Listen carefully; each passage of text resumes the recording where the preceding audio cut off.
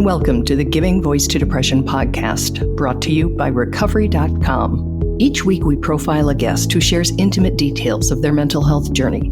They share because they understand that when people don't talk about their depression or other mental health conditions, those of us who struggle with them can feel like we're the only ones, that there's something wrong with us, instead of understanding that we have a common and treatable illness. I'm Terry, the creator and co-host of this podcast. And I'm Dr. Anita Sanz, a licensed clinical psychologist with more than 25 years in clinical practice.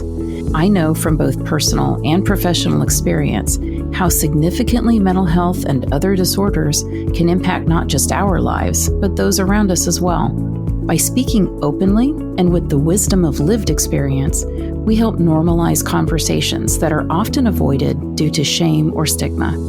Our episodes are honest and real, and we keep them hopeful because there truly is hope, despite what depression tells you. This podcast is brought to you by Recovery.com, whose mission is to help each person find the best path to recovery through a comprehensive, helpful network of treatment providers for both mental health and addiction treatment worldwide.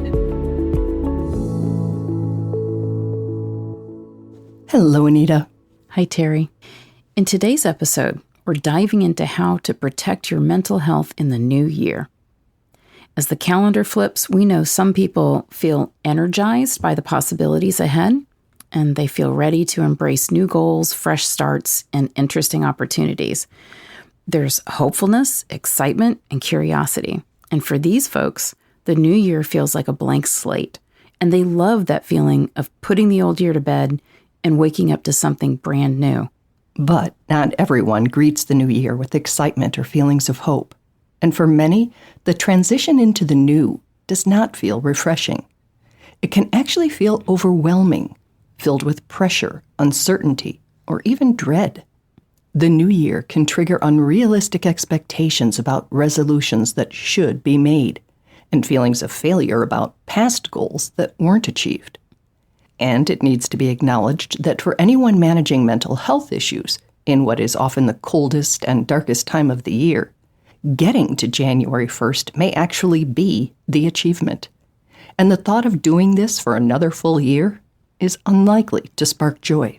So whether you're welcoming 2025 with open arms or facing it with some hesitation, this episode is for you. We'll be exploring practical tips for nurturing your well-being, setting realistic intentions, and finding some inner peace, no matter where you stand on the New Year spectrum. And if you're wondering what small changes can bring about the biggest results, or what habits would strengthen you and help you to protect your mental health, we've got some good ideas. And none of them involve buying a single thing or doing even more than you're doing now. In fact, you'll be hearing a reassuring message that less is actually more in so many ways. So whether you are full of optimism or taking it day by day, or just being real moment by moment, let's dive into how to make this year one that supports your mental health.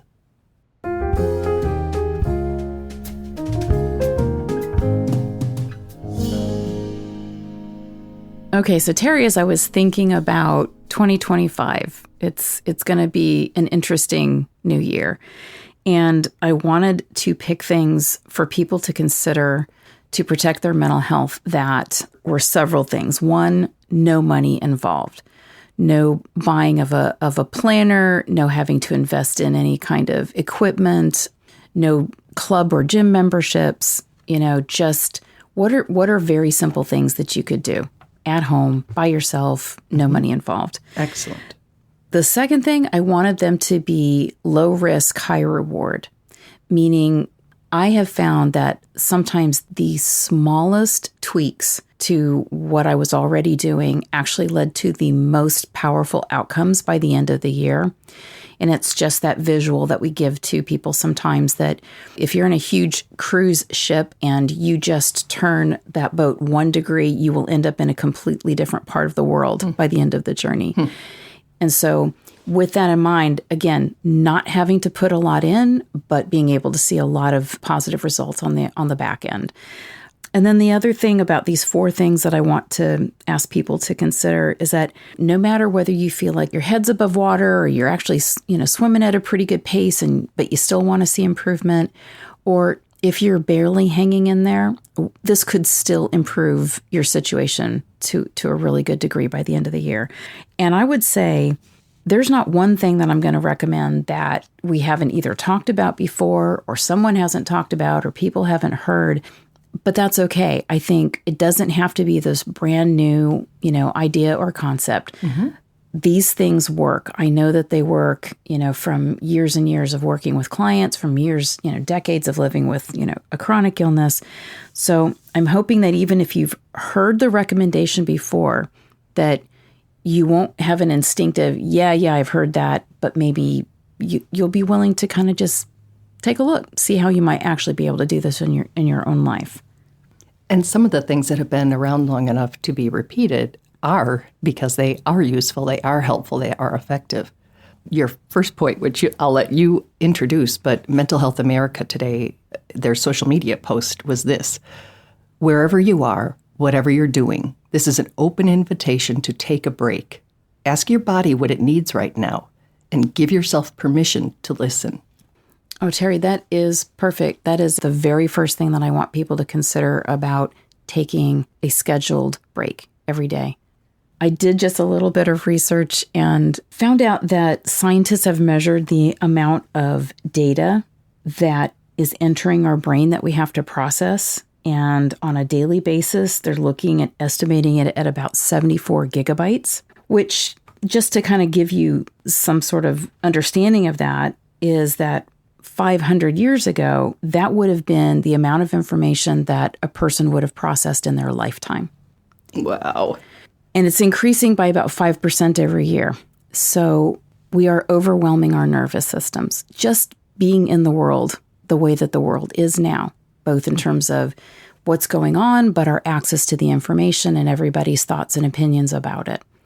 And so if we do not take some, I think, protective measures, the cumulative effects of processing all of that information absolutely would have an impact on our mental health. So this idea of taking the break is so important, and it's actually one of the easiest things to do. I usually ask people to consider taking 15 minutes out of their day, the middle of the day, the end of the day, after you've had to process quite a bit of information. And for 15 minutes, just set the timer on your phone and close your eyes. That's it. You can listen to anything if you want to, but you're going to remove one source of input, which is visual, for 15 minutes. That's usually the amount of time that most of my clients will tell me, wow, I had no idea that would reset my brain, that I would feel less overwhelmed, that I could get through the rest of my day, or I could go into my evening not feeling completely, shot. You could do this almost anywhere, or find a place where you could do this. And I'd love people to consider experimenting with this in the new year. Take January. Just say, I'll try this in January and see, does it do for you what it seems to do for most people? And is that time scheduled? Is it when you're starting to feel overwhelmed, when you're starting to feel impatient? When do you recommend people take that 15-minute break? Well, I'd like there to be an expectation of that you're going to get it whether you think you need it or not. Mm-hmm. But absolutely, if you are one of the people who you can actually pick up on those signs that you're getting overwhelmed or overstimulated, definitely do it at that time.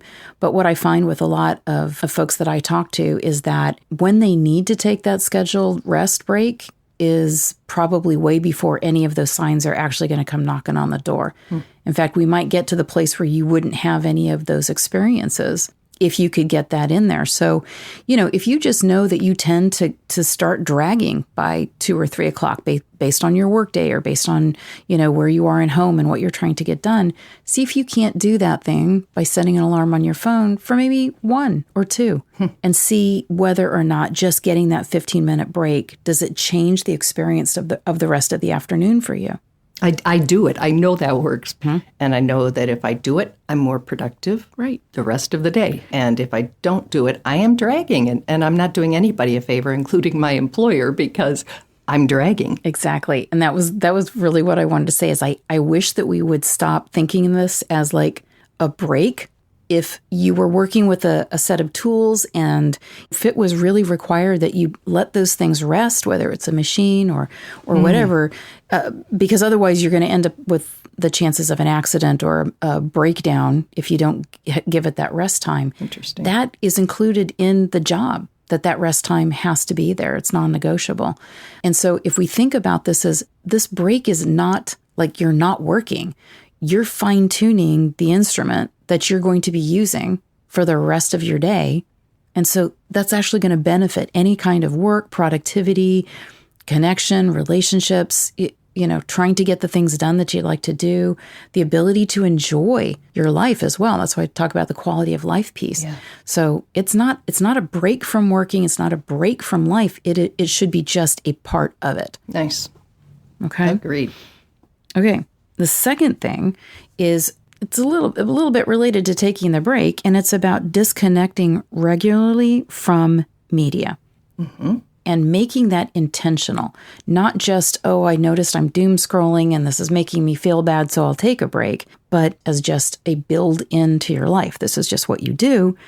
Disconnecting from media or setting limits about how long you could be on your phone scrolling or watching something that is, again, going to ask you to process a lot of information, that saves so much wear and tear on the nervous system. And I think about things like spending some time in nature, practicing mindfulness, and there's an entire, set of research on the effectiveness of some of those tools, seeing what's out in your community, seeing what green spaces there are, seeing what clubs or organizations or groups of people doing things that you really are passionate about or that you care about so that you're also in connection, and learning new things or learning a new hobby. If there's something that you're like, I've always wanted to do this and I never, quote unquote, find the time, the time is there. The time is being used in other ways. And if it's with media, I really strongly recommend you pull away some of that time and devote it to one of those other things. And in the past, well, part of it is if I'm in a bad space, how I hear it. But I've also heard back from listeners that when we say something like develop a hobby, you can react like having a hobby, learning to paint or whatever it might be, isn't going to cure my depression. But we're not talking about curing depression. Right. We're talking about managing it, and we're talking about getting through a day and hopefully starting to shift things by having different coping mechanisms.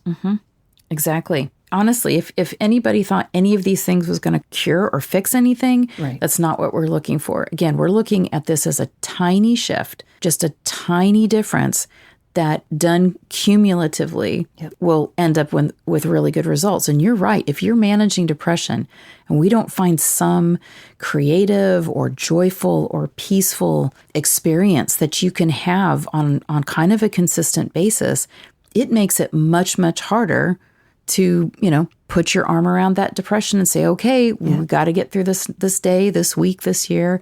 So these things that buoy us up, that give us those little floaties, just make it that much easier to do the really hard thing. Indeed. And when we talk about something like practicing mindfulness, that can be, there's a wide spectrum of how intense and how time-consuming that is. And one can think, I have tried meditating, I can't.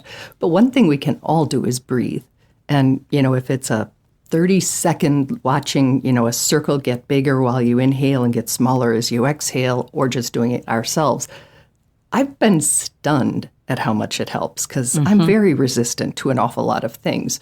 And I think, so I'll do this stupid breathing exercise. Then I'm like, I'll be darned if I don't feel a bit better.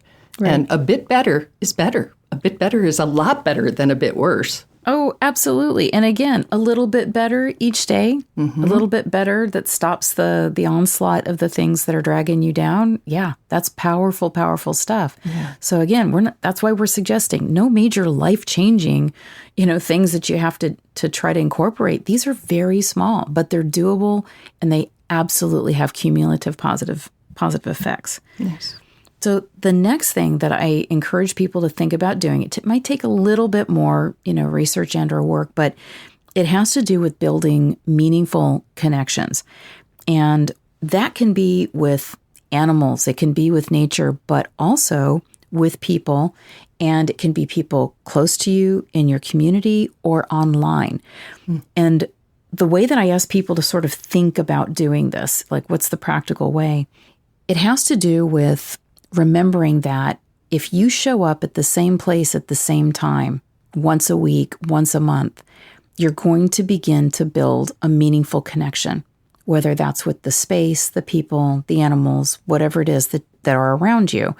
And so if it's a group, if it's an online community, if it's a dog park in your area, if it is a coffee house that you love in your community, go there at the same time every week or every weekend. Just show up.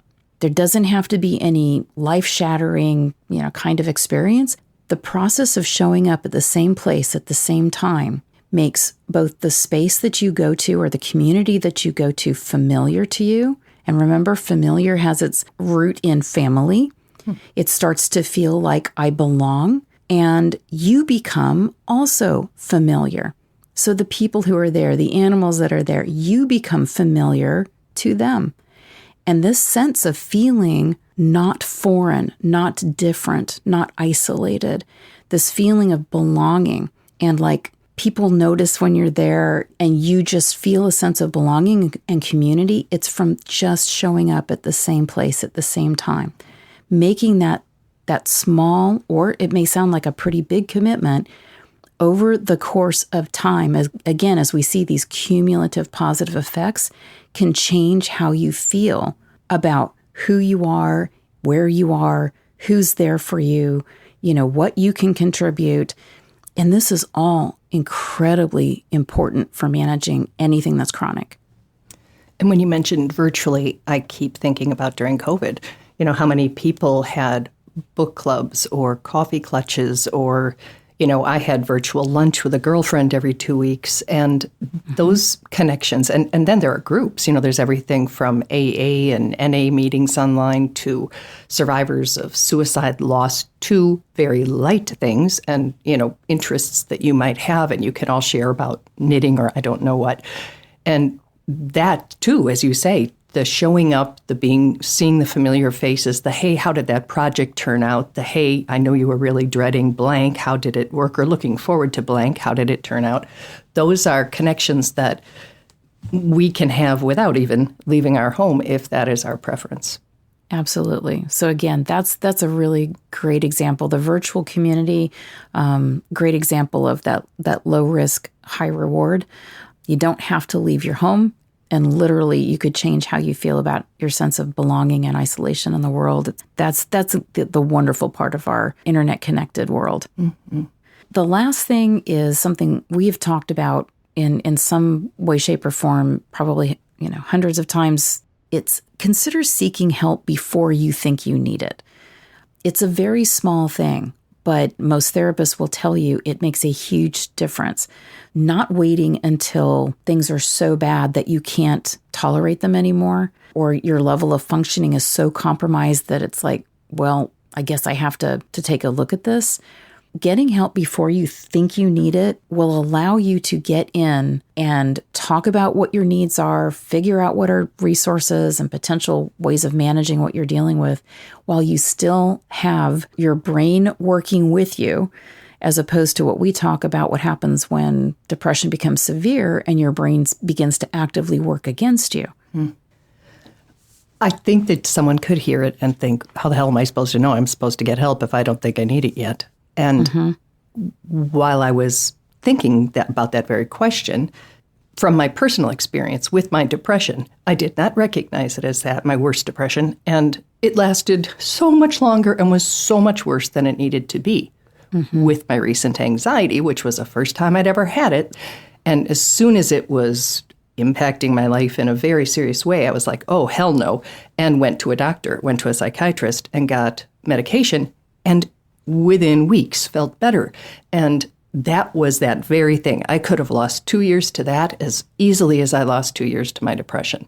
But this time I was like, this is medical. This is medical, and this is not okay, and I am not okay, and I need some help. And I walked in and said, help me, make this better. I can't live like this. And that's what we're talking about. That's exactly what we're talking about. If you're dealing with something that kind of comes on slowly and gets worse progressively over time, one of the survival skill sets that we learn in those chronic situations is to just accommodate.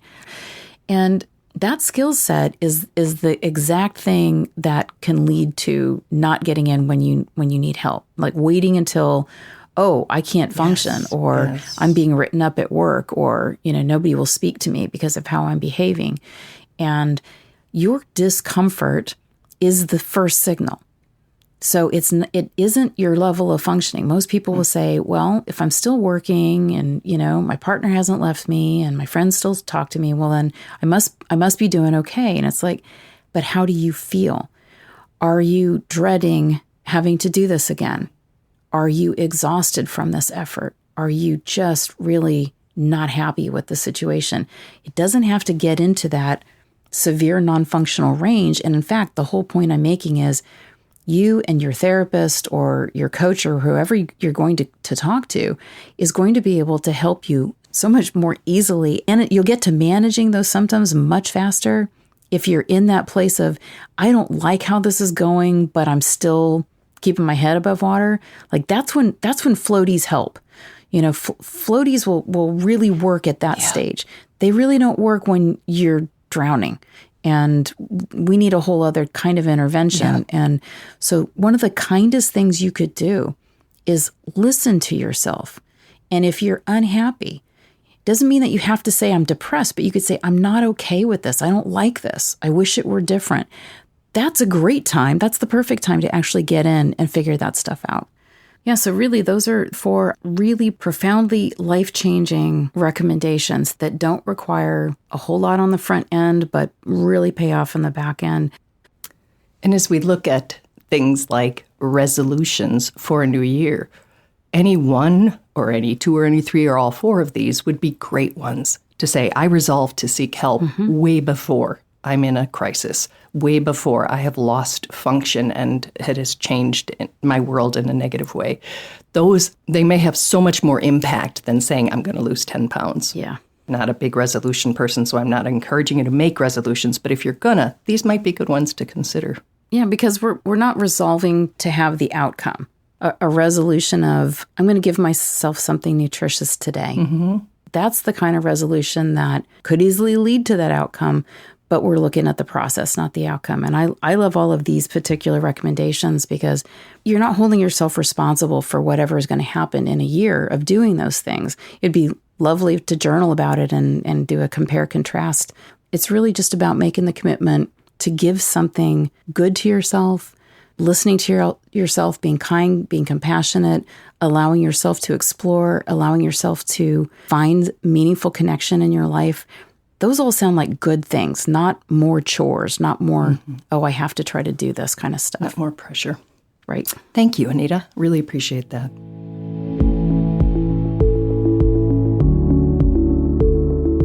We truly hope that our podcast brings a little more understanding, helps you better articulate and reflect on your own experience with depression, or better understand how to support someone else who is struggling. If this episode has been of comfort or value to you, know that there are hundreds of others like it in our archive, which you can easily find at our website, givingvoicetodepression.com. And remember, if you're struggling, speak up, even if it's hard. If someone else is struggling, take the time to listen.